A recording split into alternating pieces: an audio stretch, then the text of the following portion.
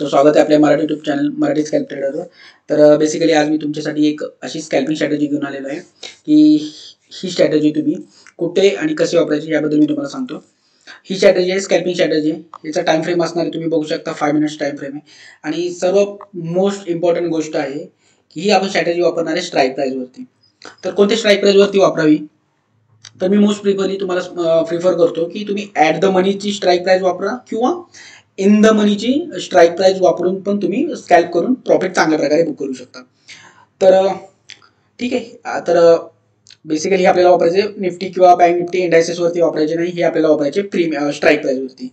त्यासाठी आपण एक इंडिकेटर यूज केला आहे सुपर ट्रेंड. तर दोन इंडिकेटर प्लेस करायचे. सुपर ट्रेंड लेंथ एकाची ठेवायचे 7 आणि 3 आणि दुसऱ्याचे आपल्याला ठेवायचे 10 आणि 3. तर ह्या सेटअप एकदम साधा आणि सिंपल आहे. तुम्ही बघू शकता आपल्या सर्वप्रथम ह्या दिवशी 2 तारखेला मार्केटने निगेटिव्ह मुवमेंट चालू केली, बरोबर.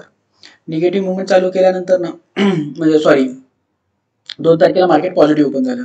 तुम्ही बघू शकता फर्स्ट कॅन्डललाच, इथे तुम्हाला मी झूम करतो, फर्स्ट कॅन्डललाच इथे तुम्हाला बघू शकता ग्रीन एरो आलाय कॅन्डलच्या खाली. पण दोन्ही सुपर ट्रेंडने एकाच वेळी इंडिकेशन दिलंय की बाइंग साइडचं, बरोबर. एकाच कॅन्डलला दिलंय. हा सेटअप हाच आहे की दोन्ही सुपर ट्रेंड इंडिकेटरने एकाच कॅन्डलला इंडिकेशन दिलं पाहिजे, ते एकतर आयदर बाय साईडला किंवा सेल साईडला.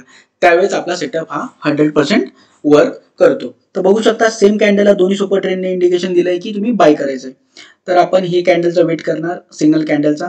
त्या कॅन्डलच्या वरती तुम्हाला ही स्ट्राईक प्राइस ब्रेकआउट भेटला तर तुमची एंट्री बघू शकता. इथे 209 ला तुमची एंट्री बसली. सरळ तुम्ही आपण जाणार आणि इथे आपण थोडासा ब्लॅक करूया, थिन करूया, ठीक आहे. इथे तुमची 209 ला एंट्री बनली, ठीक आहे. आपण इथे प्लेस करू, 209 ला एंट्री बनली. स्टॉप लॉस तुम्ही एक 20 ते 30 पॉईंटचा स्टॉप लॉस ठेवू शकता. त्याच्या अगेन्स्ट टार्गेट तुम्ही 60 ते 70 पॉईंटचा आरामात ठेवू शकता. 1:2 किंवा 1:3 जरी ठेवलं तर तुमचं इथेच टार्गेट अचीव होते, ठीक आहे.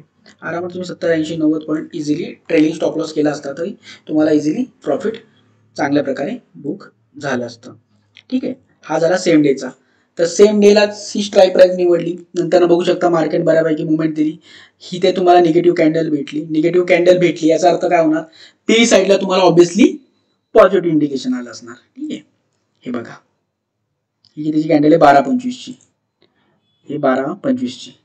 आपण पी साईडला आलो, एकच चार्ट लावून ठेवलं तरी तुम्हाला कळेल की इथे तुम्हाला इंडिकेशन दिलंय बाइंग साईडचं. साधा सिंपल आहे कॅल्क्युलेशन सेटअप सांगितलंय. हा 100% वर्क करतो, तुम्ही वर्क करून बघा. इथे तुमचा बाइंग साईडचा सेटअप बनला 55, 56, 57, जे काही तुम्ही ॲट द मनी की त्यावेळेस in the money strike price असेल ती. सपोज आपण प्रिफर करू हीच आहे, ठीक आहे. इथे आपण बाइंग बसवला. स्टॉप लॉस तुम्ही तुमच्या रिस्क आणि रिवॉर्डनुसार ठेवू शकता. मोस्ट प्रोबॅबिलिटी इथे कॅन्डलच्या खाली 10-15 पॉईंटचा ठेवा आणि टार्गेट 1:2 किंवा 1:3. तुम्ही बघू शकता एकदम शार्प मुवमेंट. आरामात तुम्हाला तुमच्या स्ट्राईक प्राइसमध्ये 40 ते 50 पॉईंट इझिली भेटतील. स्कॅल्पिंगसाठी निफ्टीमध्ये 40 ते 50 पॉईंट मोर दॅन इनफ, भरपूर झाले. हे तुम्ही लाईव्ह मार्केटमध्ये 1 ते 2 दिवस ट्रेड करून बघा, पेपर ट्रेड करून बघा. थोडे दिवस एका लॉटने ट्रेड करून बघा आणि त्याच्यानंतरच बघा की हा ऍक्च्युअली स्ट्रॅटेजी वर्क करते का नाही. आणि नंतर हा जर तुम्हाला स्ट्रॅटेजी जर वर्क करत असेल किंवा जर तुम्हाला आवडला तर मला प्लीज कमेंट करा आणि हा व्हिडिओ जास्तीत जास्त लोकांपर्यंत शेअर करा, जेणेकरून भरपूर लोक आपल्या व्हिडिओ आणि आपल्या चॅनलशी जोडले जातील.